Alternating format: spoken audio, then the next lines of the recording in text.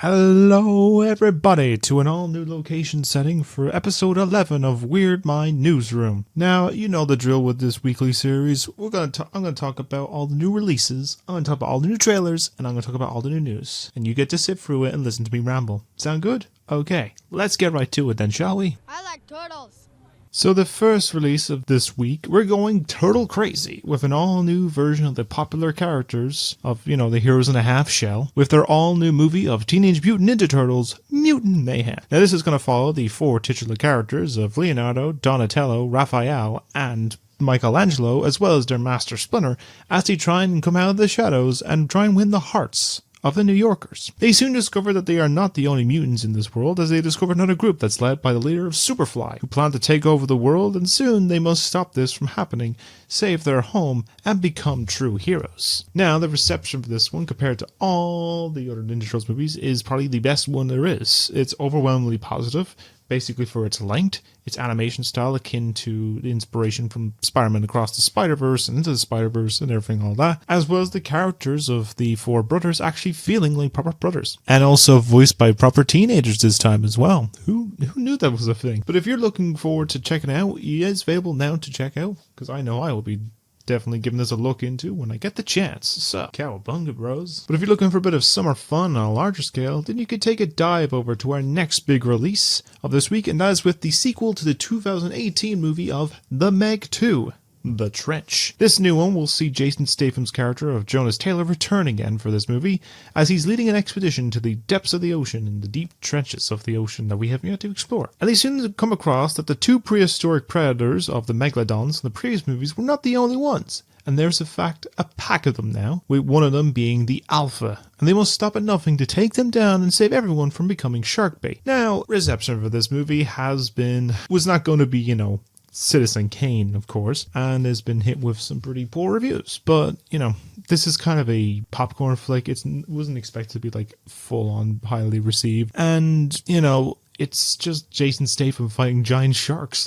What else would you want? Now, I enjoyed the first one, so I probably will definitely check this out, and I will definitely sink my teeth into this one when I get the chance to do so. Now, for the newly released TV show of this week, we are heading over to Netflix, and back to a popular LGBTQAI plus love story adaptation with the second season of Heartstopper, as we see the continuing growing relationship between Charlie and Nick as they continue to learn more about each other and their relationship, while also having an aspect where I think this series is them going to Paris. I'm guessing this is an alternate future Paris, because Paris is literally on fire right now. Now, I have seen some positive reception for the series' first season, and this one, the sophomore season, is also doing pretty well as well in reception anyway. So if you want something positive and a bit wholesome, then I would say check it out when you can. And then for our final release for this week is taking us to an all-new mythical land with the third in the popular series of Baldur's Gate. Now, this is based on the D&D role-playing system and set 120 years after the events of the second game, where the player will take control of their own customizable character, as they must join forces with some other ragtag group of heroes as they must save the land of Faerun from an army of mind flayers. Now, the game was in early access since late 2020 and has now fully released this week on PC and has been universally acclaimed for its depth and story, its gameplay and characters, and enjoyment as well. Now, I also want to just bring this up a case here, because the one thing I knew about this game was that there was a developer conference, and the biggest discussion point was that one scene in particular was a romantic sex scene of the player's character having sex in the middle of an open field with another male character that turned himself into an actual bear. It's kind of hot. Also, I believe my girlfriend had the writer of this game as a supervisor for a final year project of a game she was working on with her team, so it's quite an interesting tale, I think. But anyway, if you want to check it out, it is available right now on PC, and it's coming out on September 5th on PS5. And with that, of course, that is the end of the new releases for this week. Do you think God stays in heaven because he too lives in fear of what he's created? So now moving on to trailers for this week, we have the first one taking us to the MCU again, and has returned to everyone's favorite trickster god with Loki, as we have now the second season for his show. Now, where the series left off at the end of season 1, Loki and Sylvie, a female variant of Loki, have made it to the location of the One Who Remains, who in this situation in the saga is the saga's big bad of Kang, or at least one variation of him, who watched over the timeline and then saw his death, the multiverse being unleashed, and Loki trapped in a different dimension. Now, this new series will see him team up again with Mobius, and let me make distinct here, that is the one that Owen Wilson is playing, and not the one of Jared Leto played, as they tried to stop the corruption in the TVA and restore the sacred timeline while also having to get control of the sudden time slipping that Loki has found himself being stuck. Think of it as similar to the likes of the glitching aspect of the Spider-Verse films when the characters are in a different universe. Now, I really enjoyed the first season, and I'm sure I probably will give it a rewatch, and then I'll definitely be checking this out when the series starts premiering from Friday, October 6th. Now, our next trailer is coming to us with a bit of DLC trailer, and it's coming to us in the form of the final piece to DLC pack for Mario & Rabbids Sparks of Hope. And it's not just a new simple expansion like the last Spark Hunter or Tower of Doom. While they might be slightly similar to this one, there is one important aspect to this one, and is of course the return of a popular character to this as well, and that is of course the limbless action hero of Rayman, who's back in the DLC of The Phantom Show, and we'll see him team up with Rabbid Peach and Rabbid Mario and make it one hell of a spectacle. Now, the last time we saw Rayman was actually in 2D form in the 2013 Rayman Legends game, and the Jungle Fiesta and the Egg Hunt games on Apple and iOS and Android, and the last time we saw him in 3D format was actually 2008, 15 years ago, with the third entry in the Rayman Raven Rabbids series of TV Party, a game that I remember fondly from my childhood. Now, this looks pretty much fun, and I need to actually get a bit of a re-catch up on the Mario & Rabbids games, so I will definitely be checking this out when the DLC releases on August 30th. Next trailer is a bit of animation one, as we're returning once again to the animated series world created by Matt Groening with this new release of the upcoming 5th and final season to Disenchantment on Netflix. Now, this series will follow on from the story of Bean trying to stop her evil tyrannical mother, Queen Dagmar, and save the kingdom of Dreamland and all who inhabit it from total destruction and despair. Now, I've seen a good chunk of Disenchantment, and I enjoyed it a fair bit as well. I know basically Matt Groening is balancing 3 shows at once. He's got the return of Futurama, he's the continuously endless cycle of Simpsons, and now finishing up with this as well. So I probably will give this a little bit of a rewatch before the series' final season drops in a few weeks' time on September 1st. And now for our final trailer for this week is coming to us from director Robert Rodriguez. Now, some of you may remember from probably the early 2000s of a series of films known as Spy Kids that saw 2 young kids named Carmen and Junie Cortez discover that their parents are spies, and soon they must take on that role and rescue their parents from the crazy TV host of Floop and his army of thumbs. Remember the things made out of fingers? It was weird. Now, it is a guilty pleasure film series for me, the first 3 anyway, where the original was well liked. The sequel is often forgotten about, but still well received. The third one is remembered for its gimmick of being in 3D. And then the fourth had the 2 kids as cameos and had a dog voice for Ricky Gervais, and had a weird gimmick where the film released where they had some cards that had smell-o-vision, what was on screen, which is a weird story in and of itself of questioning why did they implement smell-o-vision. But this new film will be a reboot to the franchise that will see the kids discover their parents are spies after they help a powerful game developer obtain a computer virus that controls all the world's technology, and they must become spies themselves, save their parents, and save the world in the process before their bedtime. Now, it will depend if this will be a decent or not, but as the films have gotten slowly more and more like mixed reception over time, it's hard to say, but if you want to check it out, it is available from September 22nd on Netflix. And with that, of course, that is the end of the trailers for this week. My body is ready. So I was initially going to have this as the final story, but I didn't want to end it a bit on a bleak note. So I'm going to start with this one of the news this week. We tragically, over the course of the last 2 weeks, lost 4 great and memorable actors or sort of iconic people in the industry, and I want to give them all a bit of a acknowledgement and with respect. So I'll start with the one that I forgot to put into my one last week, but that was with the Irish musician of Sinead O'Connor. She was an iconic musician. She was very, to some, controversial with her views and opinions on certain topics and pieces, but she was well liked for a lot of her music. I'm blanking on a lot of the names of her music on top of my head, but she tragically passed away last Thursday at the age of 56.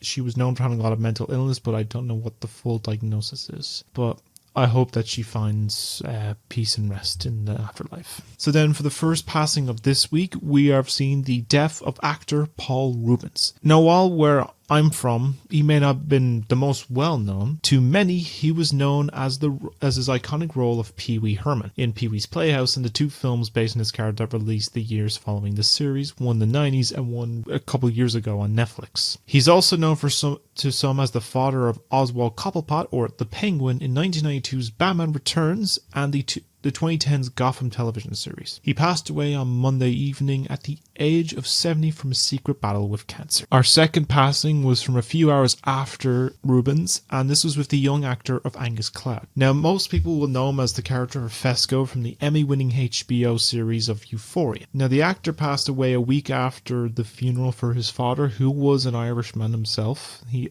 was from Dublin, I believe, and some say he may have died of a broken heart, but I think it was possibly either a broken heart or overdose. It's not 100% sure what happened. The diagnosis hasn't been released yet. But he died earlier this week at the young age of 25. And the last actor that sadly passed away this week was Mark Margolis. While he was known for roles in films and series such as Scarface, Requiem for a Dream, and Your Honor, many would know him for his role of Hector Salamanca in AMC's Breaking Bad and Better Call Saul, and was well known to millions of a character that had no lines of dialogue but gave malice and power from the ringing of a bell. He passed away after a short battle with an illness at the age of 83, and I want to give a moment of silence to all these great performing actors and musicians and hope that they find peace and comfort in the afterlife.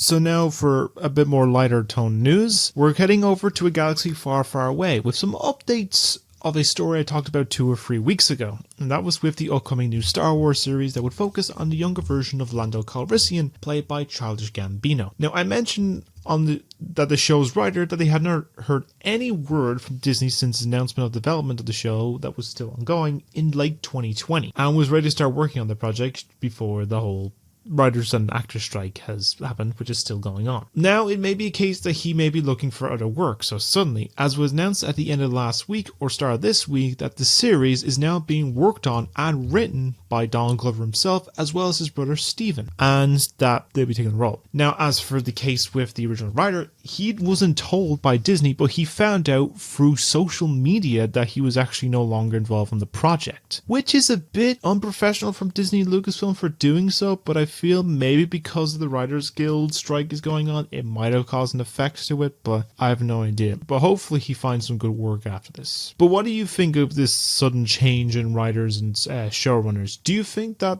Donald Glover and his brother could actually make a decent Star Wars show focusing on the man with many capes? Do let me know what you think down in the comments below. Now let's go to a bit of tech news, and actually tech news that interests me, as we're going to the company of Nintendo. Now, Nintendo has been having quite a successful year this year, thanks in no small part to the box office giant success that was this year's Super Mario Bros. Movie and the critically acclaimed Legend of Zelda Tears of the Kingdom that released in mid-May and has so far sold nearly 20 million copies, and the continued success of their current powerhouse console of the Switch that has sold nearly 130 million units. And it's a console in particular that I want to focus on this. You see, the Switch has been out for the market for about 6.5 years now, and at this point it may be that period where consoles will soon be heading into its twilight years, as most consoles' life cycle is usually around 6 to 7 years. So it has come to no surprise that some discussion on the next successor is currently on the way, and is also in the form and also has a release window. Now, according to VGC, it's predicted that the next gen console for Nintendo, dubbed right now as the Switch 2, is eyeing for release sometime in the second half of next year in 2024. They have mentioned as well in some aspects that many developers have the developer kits for the new console hardware for making new games with the console, and also been confirmed to have similar aspects to its predecessor, like physical game support with cartridges, and the console will initially launch with LCD format screens for cost reduction and more demand, and will probably a couple months later release an OLED version in the future and have as more and this one's going to have more storage, better graphics and fidelity for games, and probably better battery life. And they're also planning to have more stock available compared to what the PlayStation 5 and the Xbox Series X and S had when it launched back in November of 2020. Now, I for one am interested to see what the console itself will look like, and I'll be for sure getting my console of Nintendo whenever that comes out. I'll play all the games from my library of the Switch and whatever comes out at the time. But what do you think of all this? Are you excited for a new Nintendo console? And what do you think it's going to look like? And do you think it's going to take many aspects in the Switch and other consoles? And what have you enjoyed about the previous hardware currently? Let me know down below, and let's start a discussion of speculation, shall we? Now for the superhero news of this week, and we're heading over to the DC Universe this time around and tugging on some of the news from there. Now, the DCU has had its share of underwhelming or disappointing films to say the least, but has had its share of well-received and great ones as well. and the first one to be highly praised was 2017's Wonder Woman movie starring Gal Gadot as Princess Diana of Themyscira. Now the character has been very popular and well liked in the DCU, and is probably the only character to have the most appearances in the DCU so far when it comes to films, including 2 of her solo outings, as well as cameos in the new Shazam, the new Flash, Justice League, Dawn of Justice, basically nearly every single film. Most of the time she's in it. Now, the reason I bring this up was initially back in November or December of last year, there was confirmation that a third Wonder Woman movie was in the work with director Patty Jenkins. But then it was announced that supposedly because of the rechange of the company, that film has now been canned. That was until earlier this week when Wonder Woman herself, Gal Gadot, mentioned that a third one is being worked on with her, and there's discussions between herself, James Gunn, and Peter Safran, the heads of the DC universe right now. Now, there is still some confusion to the whole thing, but it could be the case that it connects either back to the previous universe, as is now set for May, or it could be connected to the mainline universe and make some all collective things, because there's 2 or 3 aspects. There's the mainline, and then there's the Elseworld stuff, which is basically the DCEU, Matt Reeves' Batverse, and then the Phillips' Jokerverse. We'll have to see how it works out, but we'll probably hear more information about it in the future whenever it gets more into development, when actors and writers can get back to writing on it, and the question whether Patty Jenkins will be involved in this one as well. But what do you think of Gal Gadot coming back as Wonder Woman? Or do you think there should be a new rechange of the character? And do you think that a Wonder Woman film under James Gunn could be good? Do let me know what you think down in the comments below. And now our final story is slightly brief, but this only just popped up there earlier today, and this is in relation to an upcoming adaptation coming out in October. And this is, of course, the Five Nights at Freddy's movie. Now, we all know the case of horror movies can vary in length as well as adaptation. But the question remains now, we already know that the film is going to be rated PG-13 for intense violence gore, which was announced last week, which I forgot to talk about. A lot of people are probably going to be a bit iffy because people want an R-rating version for the film. However, this also has brought up the question about the runtime for the films. As according to a rumor circulating around on Twitter and some other sources, apparently the Five Nights at Freddy's movie is coming in at 3 hours. Now, whether or not it will actually be around 3 hours or slightly shorter is debatable. I think I remember checking one original one I seen was 2 hours, so anywhere between that and then. Probably comparison, the most recent film that had a 3-hour runtime on the dot was either Beau is Afraid, I think was just on the dot 3 hours, and the most recent of films was Oppenheimer, and that was exactly 3 hours. So it could be around there, or it could be around the length of, say, like The Dark Knight. The Dark Knight was like 2.5 hours. But we'll probably have to see whenever we get the official announcement of how long the film is. I don't see it being longer than 2.5 hours. I'm thinking at least 2 to 2.5, around that area. But we'll have to find out. But what do you think of this time length? Are you sure you want a maybe lengthier FNAF movie or a shorter one? It probably depends as well the amount of fucking lore this series has and the confusing storyline, because they haven't really figured it out, have they? But anyway, do let me know what you think down below. And with that, that's the end of the news for this week. Johnny, yes, Papa. Killing? And with that, of course, that is the end of episode 11 of Weird Mind Newsroom. And I hope you enjoyed my shorter ramblings this week, but I'm pretty sure it's still going to be pretty lengthy and video-wise. Now, some updates on other stuff. Now, I do have to go check out these new movies that came out this week, and I've got to write some reviews for the other ones. As for my progress with my lengthier videos, the essay one, I have about 2 or 3 parts of this section done, of the video done. I probably have at least 2 or 3 more left to go through. So I probably would say about halfway. I'm about halfway through the video. I'm hoping to at least get a good bit of it done this week if I have the time, but I'll have to see what happens in terms wise of all different things coming up in my way. I'd also like to give a big thank you to my girlfriend for, making me sane as well, like with editing all this stuff and checking on me and helping with some of the thumbnails as well in the past, Some of them basically look like a complete hodgepodge from my own side is basically mine, whereas like more of the professional looking ones is my girlfriend. So I like to thank her for her work. But anyways, I've rambled on long enough this week, and if you want, it's also a case as well, if you want me to talk about anything in comparison, like, special segments or videos in general, leave them in the comments below, or even just message me on socials. I'll probably listen to them, I'll jot them down, I'll make a video and make a mention to you in them. or something like that. But anyways, I hope you all enjoyed. You all know the situation. If you enjoyed this video and like my ramblings, you can leave a like. You can comment below on all the discussion points from this week down in the comments below. And even a case of sharing around to people that might enjoy it, or even subscribe if you haven't already. I appreciate any single aspect you do, even like viewing it, liking, commenting, sharing, subbing, whatever. I just appreciate all support for my channel. But that's where I'm going to leave it right now. So I hope you all enjoyed, and until the next video, I wish you all a great day. You stay being wonderful people, and I will see you all in the next one. So take care, everyone. Goodbye.